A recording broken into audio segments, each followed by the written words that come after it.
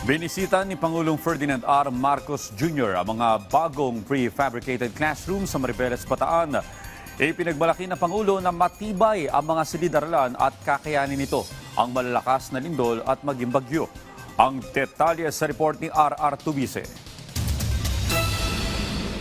Mainit na sinalubong ng mga estudyante ng Mariveles National High School si Pangulong Ferdinand R. Marcos Jr. Binisita niya ang mga bagong prefabricated classrooms bilang solusyon sa kakulangan ng mga silid-aralan sa bansa.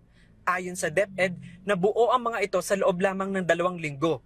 Layunin ng proyekto na agarang maibsan ang siksikan sa mga paaralan habang isinasagawa ang mga pangmatagalang infrastructure projects. Maganda ito because ang design nito ay mas matibay ito hanggang sa lindol 8, di ba? Up to level 8 na kaya niyang mas ma-withstand.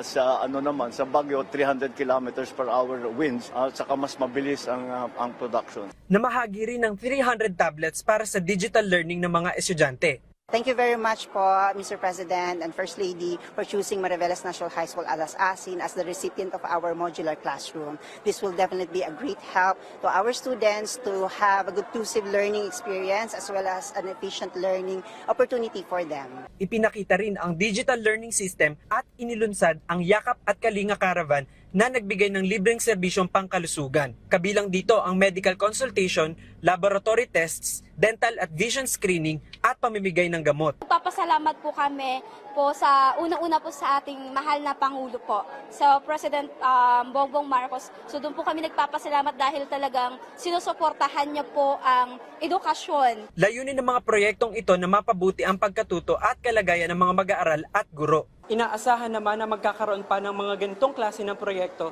sa iba't ibang lugar dito sa bansa. Ito ay para tugunan ang kakulangan ng classroom. R.R. Tubise para sa Pambansang TV sa Bagong Pilipinas.